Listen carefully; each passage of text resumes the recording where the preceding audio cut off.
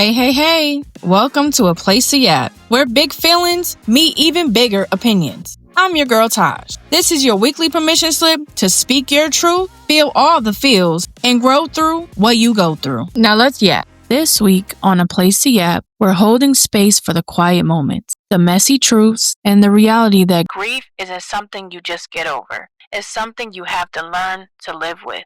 Let's get into this week's affirmation.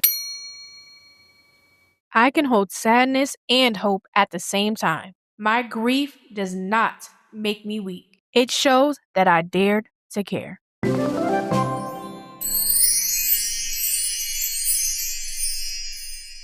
I made this episode because people act like grief comes with an expiration date, and that's just not real. We don't just grieve death. We grieve friendships, missed opportunities, and the girl we used to be. And if no one else is going to say it, I will. Your grief is valid, even if it makes other people uncomfortable. This episode is your permission to feel what you feel and stop shrinking your sadness for other people's comfort. I remember when I lost my mom. I think that was my biggest encounter with grief. And I feel like nothing or no one can prepare you for that type of pain, that type of shift, that type of major trauma that happens in your life when you lose someone that's significant in your life. At the time that my mom passed away, I wasn't even living in the same state as my mom. I actually moved to Georgia that same year, I believe, like earlier in that year. And I want to say I moved in the spring. I moved to Georgia in March and my mom passed in September of that same year. And I would have never, ever anticipated that that year was going to be like that for me. I really thought that moving to Georgia and opening up my horizons was going to open up my world and be able to get me around, more like-minded people and push me to a better creativity, the Black Mecca. So I was excited to be around more Black people that was doing well. And it was so common to see that on an everyday basis. Coming from Massachusetts, where of course there's Black people, but it's such a smaller city that I'm from. And so typically when, I used to see people with big houses or nice houses or something like that, it was like almost assumed like, oh, that's probably like a white person's house or that's probably like a different race. It was difficult to make that decision to leave because me and my mom weren't even talking at that time. Like we were both upset with each other due to like issues that we were having personally. When I moved here, we were upset, weren't speaking. She didn't let it go for long and we made up. And we always talked about her coming here to visit because my mom was born in Boston, but she was raised in Alabama for some time. And then she went back to Boston. She always talked about wanting a farm and she wanted animals and she wanted a garden and she wanted to live off the land. It was a dream that we talked about for a long time. So when she passed before she passed in September, we would talk about her coming to visit. And I was like, oh man, maybe one day you can move down here and you can really make that dream come true. And we went back and forth about it, but she didn't want to leave Massachusetts. She always would say like she loved to see the seasons change. And when you move to the South, you get a lot of rain, you get a lot of warm weather. You don't really get a lot of the seasons. And I'm not going to lie, that's one thing that I miss about back home. Before she passed, we had a conversation about her being tired and her wanting to go home and her wanting to be with her husband because the year before my stepdad passed, and that took a huge toll on her. They were together for a long time. And my mom was in a lot of domestic violence relationships prior to her meeting my stepdad. So when she finally met my stepdad, it pretty much gave her the freedom to step fully into her femininity and her safe space, to have a safe space. So when he passed, her world changed. And my mom, she always talked to us about death. She always talked to us about things like that. That was like a common thing. And she always tell us she wanted to be cremated. She didn't want to be buried because she's like, if you bury me, I'm going to come back and haunt you and different things like that. And I'm sure to some people, this is probably like, oh my gosh, your mom said that to you? I'm scared. That's so scary. But my mom said it in a way that made it light and fun. So whenever she would talk to us about death or how she wanted to be cremated or any of her wishes after she transitioned, we didn't take it as like a scary thing. We just would bank it in our memory and just laugh at her and kind of in a sense make fun of her about it, and then know like, okay, we know what she wants when it's time. So when we had a conversation a little bit before she passed away, she was telling me how she was tired and she was just tired of life. She just wanted to go home. She was going through a rough time. And at that time, I don't think I wanted to believe that she was giving up. I was like, oh, Ma, you'll be all right. Things are going to get better. We've been going through this roller coaster ride of survival for so long. Like, there's going to be light at the end of the tunnel. She understood, but at the same time, I could feel like it was more. And she was just like, you know what I always told you, and you know what I wanted, what I always ask of you, and different things like that. And I was like, yeah, I know. But it's like I had a feeling that all the things that she talked to us about before were going to come into play, but I just didn't want to believe it. I just pushed it to the back of my mind. So when the time came, my mom was very spiritual. Now, I am Native American and Black, but unfortunately, I have no connection to that Native American side of me. There's gatekeepers, unfortunately, of that in my family, especially on my mom's side. So I never really got to connect with that side, but, just through the spirituality that my mom carried, she was superstitious in a sense. There's certain things that still stick with us to this day. That particular night, I remember just feeling off, and I remember coming home from a restaurant, and my mom, I think she was in the hospital, or she was getting ready to go to the hospital because she wasn't feeling well. And a black cat had crossed in front of the car, and it was just like eerie. And my mom always used to say, when a black cat crosses your path, something bad is going to happen. When you're young, you're like, blah, blah, blah. You don't even really take it into consideration. And so a black cat crossed my path. I ended up going in and going to sleep. I was tired. And then something just woke me up out of my sleep in the middle of the night, and my phone was on vibrate, and I'm good for keeping my phone on vibrate. I just looked over and I seen the light on my phone, but I didn't even hear my phone ringing. And I seen that I had a missed call, and everything just changed from that point. My mom ended up going from being in the ICU, and they said that she was making a recovery, to going into a regular room, and things changed like drastically. And I remember the doctor saying, hey, she wanted to speak to you. She was trying to call to speak to you. And I will never know what she wanted to say, but what I can feel like she was trying to tell me is take care of my brothers and sisters and follow everything that she had taught us since we were little. That's the only thing I can think. And hopefully, I know she probably was going to say, oh, I love you and love everybody. Just whatever her final words were going to be. So during that time, we had to make a tough decision to let her go. And I remember me being all the way in Georgia, my brothers, two younger brothers being in Massachusetts, us having to collectively make a hard decision on letting her go or resuscitate her. My brother saying, hey, she just looks bad. The doctor was telling me there was no way that they could keep fluid in her. Like she was going. They could resuscitate her, but it would prolong pretty much the inevitable. And he's like, look, if there was a chance that I feel like this would save her, then I would not tell you to make that decision. But I just feel that she's not going to make it. And I was just like, well, hold off. I'm going to, try to get up there. I'm going to try to do everything I can to get to Massachusetts. And when I talked to my brothers, I was like, hey, what do you guys want to do? And they were like, we think that we need to let her go because, she had been suffering, trying to hold on. And I said, put the phone to her ear. And I said final words that I wanted to say to her. I knew she couldn't respond, but I knew I just wanted her to hear what I had to say. And I was like, hey, I'll make the decision.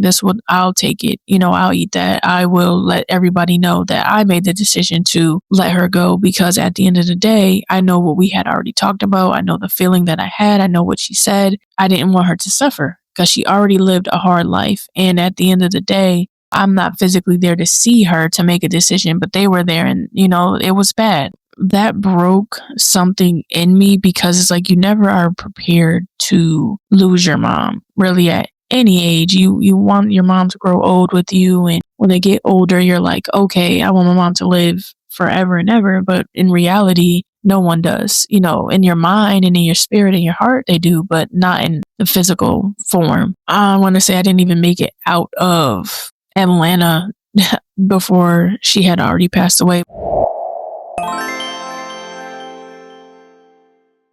This week's Yap Back prompt is, what's something or someone you've had to grieve that others may not understand?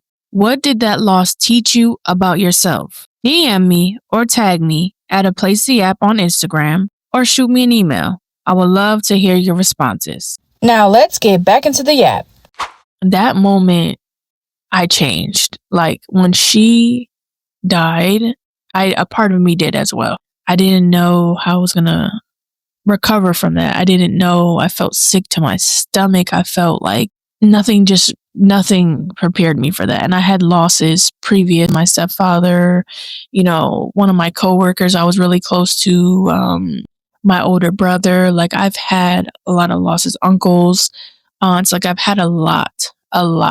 But when you lose your mom, it's a different feeling. That's the person that created you. That's the person that carried you. That's the person that brought you into this world that you're expecting to be here and is no longer here. And I just didn't know how to deal. I didn't know how to handle that. I went through a very dark time. It was like a dark time and a time for awakening at the same time because I was depressed. I didn't know what to do. Wasn't good at communicating my feelings. I just totally shut down. And on the other end of that, I also started to see people for who they were that I didn't want to see. I refused to believe that people were messed up or people were, not genuine that I was around. And it really opened up for me to be able to say, yeah, I need to reevaluate my circle. People who actually care, people who show up in these times that are the hardest times, people who understand, people who may not even be able to be there physically, but support you in some way, in the best way that they know how. And the people sometimes that you're hanging out with every single day, they won't show up for you. They won't even feel your pain. They have no empathy or compassion for you. And that taught me that during that time, just having to make all of these hard decisions about, separating assets and physical items and just different things. And it was hard because I feel like death brings out the worst in people. Thinking that it was going to be where we can kind of come together and come up with a plan and discuss and try to just have memories. It was just like a whirlwind of, okay, I'm going to take this and you're going to get this and we're going to say, it was just a mess. It was horrible. And I'm not sure what I was actually expecting because I am the baby of all my sisters. I have 7 sisters, and then I had 1 older brother, and then I have 4 younger brothers. So I'm older than all my brothers, but I'm younger than all my sisters. So I guess in my mind, I thought it was going to go so much differently because we don't all share the same parents. So my sisters that I did share, my mom with, and my 2 brothers I did share my mom with, us younger 3 siblings were just expecting something so much differently. Whereas the 2 older ones that could make it were like, hey, we're here. Let's figure this out. Let's separate things. Let's get it done. But to us, it was like, wow, you're just coming in and taking over. And what about hi, how are you? What about memories? What about how we feel? What about anything? It's just like straight to business. It was hurtful. And this is not to say that they're bad people because everybody deals with grief in their own way. But also there was so much drama surrounding decision making and surrounding plans that it was just like we're all fighting for the same cause, but we're just all going about it in not the best way because we're all grieving, we're all upset, we're all emotional, and everyone has their own background things like regrets or, woulda, shoulda, couldas, and it was just a lot. It was so much. I don't know. It's like you almost go back to that child in you where you're just like fighting for your voice to be heard and you're trying to make the best decision for everybody, but you don't know if you're doing the right thing. And then I was trying to do so many things at once and then trying to delegate things, but things were just not working out in the way that I thought they would. And in my 30s, I still don't have my mom. I am a mom myself, and there's so many things that I wish I could have a conversation with her about. The thing I can say about the transformation that it gave me was that I started to see people for who they were. It allowed me to have a little bit more empathy and compassion for others as far as like losses. I'm just not the person that I used to be. Like I still have traces of her, but the person I used to be, I was a little bit more silly. I was a little bit more goofy. I was a little bit more soft. And then I feel like I had to put armor on and just be a little bit more protective of myself because I feel like my boundaries were pushed. I feel like people just didn't really care about my feelings or what I was going through at that time, or the fact that I was still having to be a mother through that hard time and explain that to my kids. And, my oldest was in kindergarten at that time, and my second oldest was a baby, and I was going through a lot. Nothing in life can prepare you for that deep loss, that hole that will never be filled. And I found myself trying to fill that with friends, trying to fill that with relationships, trying to fill that with people that I wanted to be a mother figure that I had a high expectation for, that they could never fulfill that. They could never, like, I was putting them in a space that they didn't even know that I was trying to. And I always felt let down. I always felt lost. I was angry. I was definitely angry with God for a long time because I was like, dang, I lived such a hard life. Why are you taking everyone away from me? Everybody that cares, everybody that I feel like when I finally have what I've wanted my whole life, is like you just take it like that and leave me here alone to figure it out on my own with no guidance, with a strange family, with nothing. Why? And I remember asking one of my friends who's a pastor, James, spoke over my stepdad and my mom's funeral. And I was telling him about how I was feeling. And he was like, God is removing people from you because he wants you to lean more on him than you are on everybody else physically, And I didn't understand that at the time because I just got even more upset because I'm like, I get that, but at the same time, I don't. Like, that's my mom. Like, I wish my mom was here. And in less than here, I lost both my parents. Now what am I supposed to do? And now I'm living in a whole nother state. I was only surrounded by my husband's family. And at that time, we were not in the best place with each other. So I truly just felt alone. I felt like my world had crumbled and I had no clue how to pick up the pieces.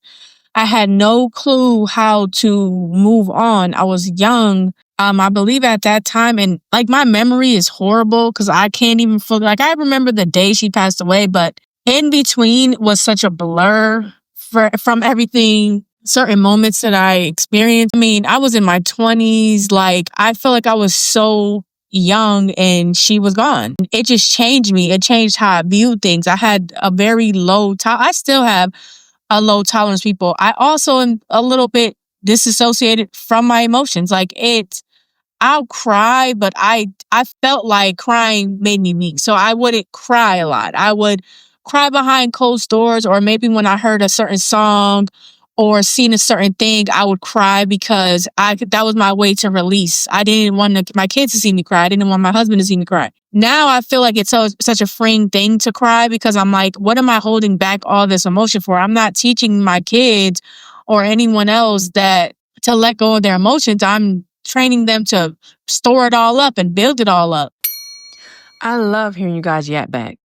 This week, I have a yap back from a special listener, and what makes her special is she's my daughter. Her name is Leah, and she's from Atlanta, Georgia. Now let's hear what she's yapping about. Well, since it's a place to the app, I have something to say. Well, I'm getting tired of my class. How do I relieve the stress that I have gone so far? Here's what I would recommend. I would say find a hobby that you enjoy that can take your mind off of the people that's in your class that are annoying. Because you can't control other people. You only can control yourself. So you can dance, listen to music, draw a picture. You can watch your favorite movies or shows. You can find something that you find interesting and use that to relieve your stress. I hope that helps.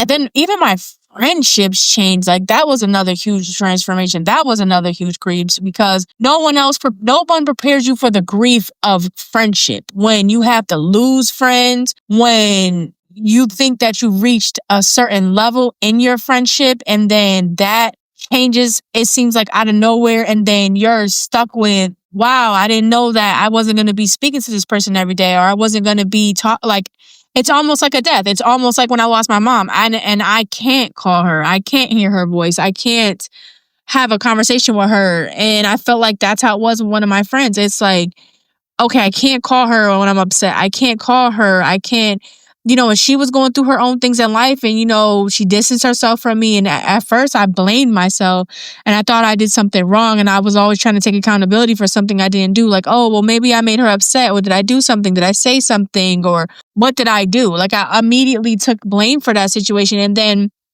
that, amongst all the other grief and things of death and life changes and everything that I experienced in my life, I hit a brick wall and I needed to go to therapy. I started going to therapy. I was filled with so much anxiety. I was filled with so much emotion. I couldn't regulate myself. I didn't know what to do. I feel like I had finally been in a place where I was happy. It was after the pandemic. We had moved back home to Massachusetts for a year, and we came back to Georgia because I just realized I outgrew where I grew up. I just didn't want to be there. When I came back, I feel like I had finally gotten to a place where I was like, I could exhale, and I was scared too, because I was like, something bad is just going to happen. There's no way, it's too good. And then that happened with my friend, and I was like, okay, this is weird. Like, how do I go through this? Like, okay, now all this other stuff is lined up in my life, but then this one thing that I thought was elevating is not. And it caused me to have to go to therapy. And then when I was talking to my therapist and I was explaining to her the feeling I had, I was like, you know what? Man, am I crazy? And am I so crazy that I don't even know that I'm crazy because I'm like totally in denial of me being crazy? Because that's how crazy I am.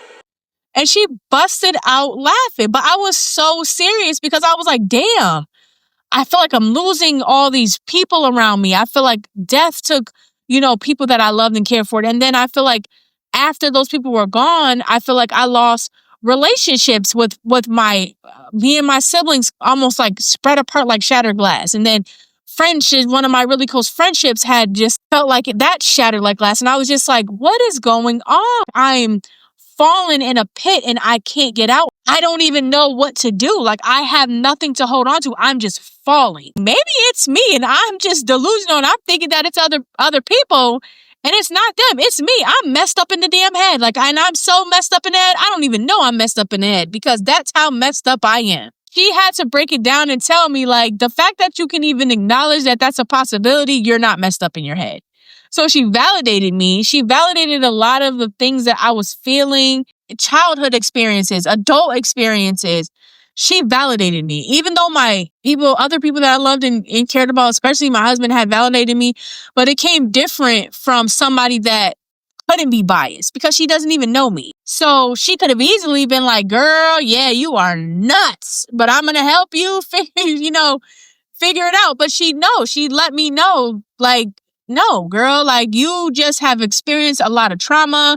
You were neglected. You were put in these situations. Like, she really validated and put it into words, things that I didn't really truly know how to fully express or have a complete thought on. That helped me look back at other experiences I had with grief, whether that was friendships, losing my parents and uncles and aunts and my brother and just different people, and even myself. I had to grieve myself. She gave me the tools to be able to view myself in a different way and give myself empathy and compassion and give myself grace, because I used to give it above and beyond for everybody else. Like, I was like the ultimate people pleaser. Like, I don't care if I'm, jacked up at the end of the day. Like, as long as everyone feels good, I'm always the peacemaker. I'm always the voice of reason. I'm always trying to make everybody feel good, make sure everybody is good. But I'm always the last person on the list. And who does that do any good to? No one. Because at the end of the day, yeah, everyone else benefits from it. But when I'm burnt out and then I start to lose my mind, it's like those people that I'm pouring everything and giving my every ounce of everything to, they're like, hey, I didn't ask you to do that. And it seems fucked up on one end, but it's like they didn't ask me to do it. I'm willingly going above and beyond for everybody but myself. So she gave me a lot of tools to figure out how to navigate, how to grieve, how to meditate. And that's hard because no one prepares you for when you lose someone, when you lose yourself, when you lose friendships, when you lose relationships. No one prepares you for the heartbreak, no one prepares you for that deep pain. Other people may feel like, oh, you're being dramatic. It's not that serious, but it really truly is, especially when you're somebody that loves wholly and fully. Loss hits you. It almost seems twice as hard because you're like, how am I going to get through this? I don't even know if I'm going to make it, but I don't have a choice because I have children that are looking up to me. I can't leave them. Life is a roller coaster ride. So I'm going to just jump off the ride and everyone else got to make it to the end, but I just feel like, oh, I'm going to just take the easy way out. No, I got to take the ride with everybody else and figure it out. Everyone else is finding a way to figure it out. So what makes me special? I just wasn't around or surrounded by people that really gave me the understanding for that. And I think that therapy was a huge, almost felt like I wasn't even myself, like I was having an out-of-body experience. Myself and my in-laws were not getting along. Our relationship was terrible. And I didn't know if we would ever make it on the other side of that. So years later, when I did finally go to therapy, and shout out to Salah, because girl, I am coming back to you again. She really just helped me. And it just felt like a safe space because I was always scared to go to therapy because I was like, oh my God, you're going to put me on medication and I'm crazy. And I just thought the worst of the worst of the worst. But then it's like, even if that was the case, even if I had to go on medication, even if they did diagnose me with some type of something, whether it was PTSD or whatever, it's not a bad thing because now I know what my challenge is. Now I know how to deal with that challenge versus going blindly through the world and you're just knowing something's not fully right, but you just are too scared to admit it. No, babe, get the help. Like, that's the point. That's why they're there to help you. What good is it not getting the help? What good is it being delusional? Because you're not going to create a healthy space for anything you want to flourish. Stare at myself in the mirror and truly look at every part of myself, even parts that I want to hide from the world and parts that I feel like are awkward or weird or unrefined. It's like I had to look at that and I had to embrace that. Makeup literally carried me through my mom's death because that was one thing that we both enjoyed. My mom used to do her little cover girl. She was a cover girl. Okay. I remember her asking me like, hey, you're a beautiful girl, but why have you never dibbled and dabbled in any makeup? And I was a tomboy, so I never even thought about makeup. I was like, I don't know. I never even thought about it. It might have been a little Carmex, a little Blistex, but I ain't never thought about doing any makeup. Walmart or CVS or something. And she got me some CoverGirl blush and bronzer. I think it was like a duo. Then she took me to Sephora and she had got me like this, I think it was like called Bite Beauty. It was like a pinkish color lipstick. I was hooked from there. So when she passed, I went straight into it. Like I was in Sephora all the time. I was constantly like doing my makeup. I was recording for YouTube. I was doing lives on Facebook. I was doing other people's makeup. Like it helped me. It carried me through. Makeup was just my therapy. I needed an outlet. I needed a creative outlet to grieve my mom, to still feel connected to her in some way because we never even got to really fully explore that together. Anytime I was grieving something or I felt lost, I can feel like I can lose myself in my creativity, whether it's nail art, whether it's doing my hair, whether it's doing my makeup. I feel like because I'm so locked in and zoned in, I don't feel anxious. I don't feel mad or frustrated. Even if I wait until mommy duties is over and the kids are in the bed and my husband's sleeping, I'm just up all night working on something creative.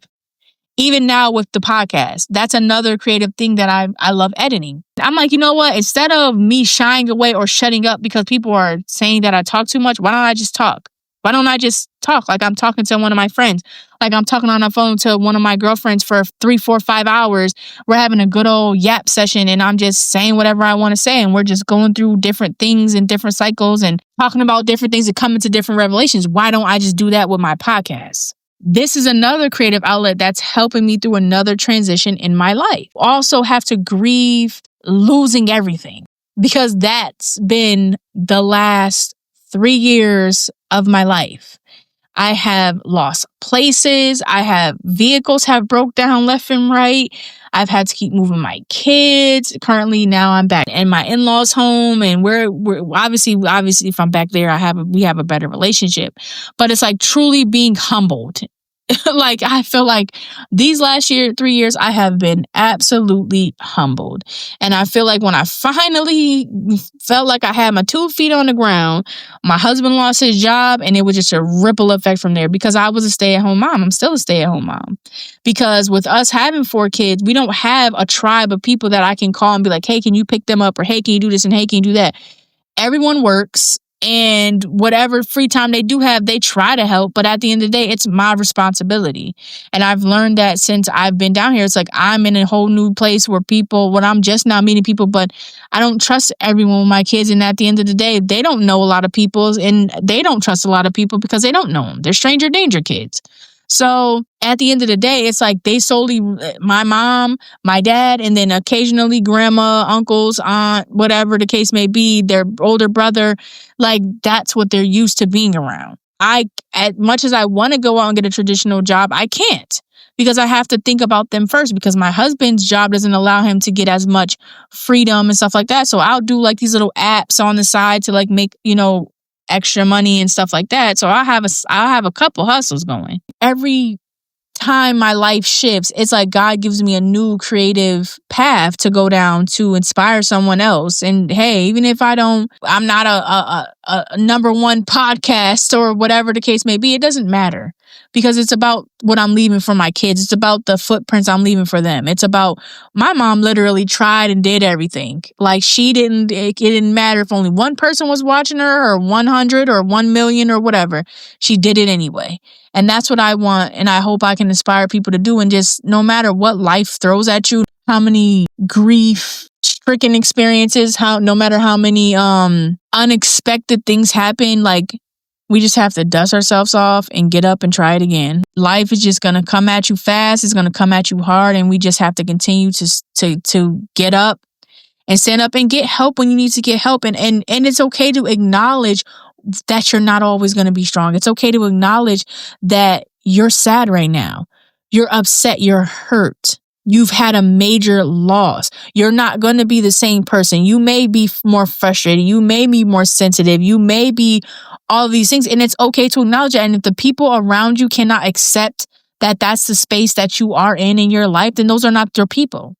Because if you cannot be a friend and show up for me in the best way that you can, not even the way that necessarily that I would like you to, but in the way that you can.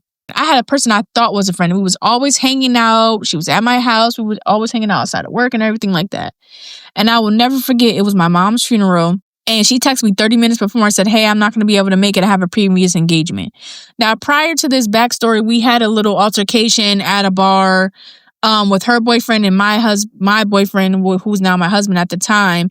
And I knew that caused her to like pull back a little bit, but I would never think that she wouldn't show up for me in this moment.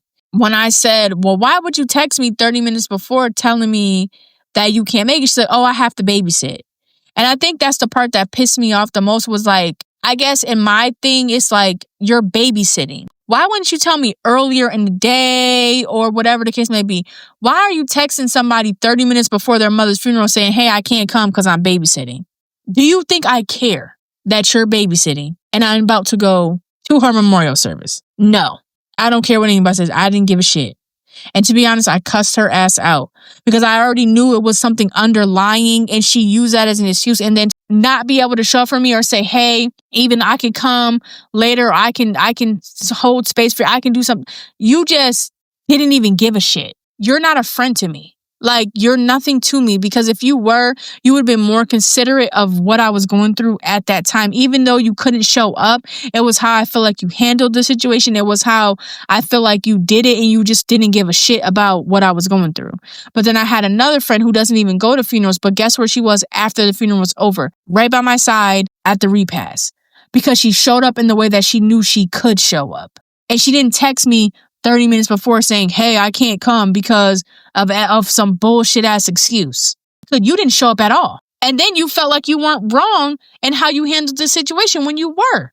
because I knew there was something other line. And then when I brought it up, she was like, yeah, well, I do feel some type of way about this. And I knew you did. And I knew that's why you didn't take my feelings in consideration. You didn't care about the fact that I lose my mom because you didn't have any empathy or compassion for me in that moment. But you were supposed to be my friend.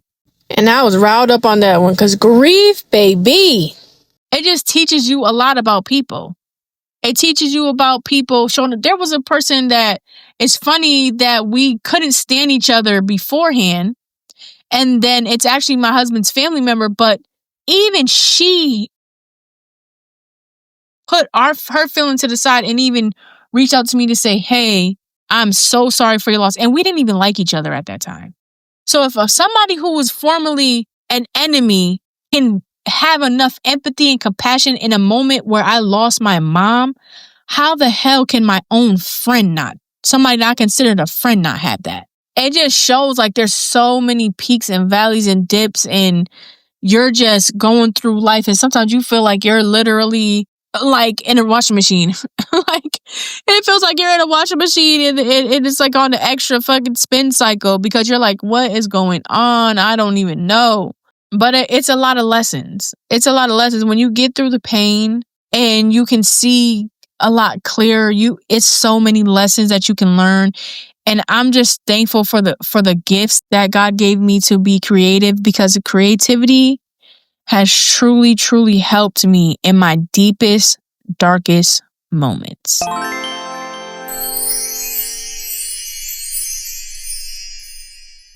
That episode was heavy. Grief doesn't shrink with time.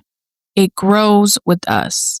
And when we give it a voice, we give ourselves permission to be human. Remember, grief doesn't ask for permission. It just shows up, and it stays longer than we think it will. But if no one's told you lately, you're allowed to feel it, carry it, and still grow through it. Thank you for yapping with me today, and for letting your heart be seen and your mind be open. If this episode gave you something to hold on to, share it with someone who needs it too. And don't forget to leave a review. It helps this space reach even more hearts and even more minds. So until next time, Yapsters, be gentle with yourself. Your healing is sacred. And don't forget, this is your safe space, a place to yap.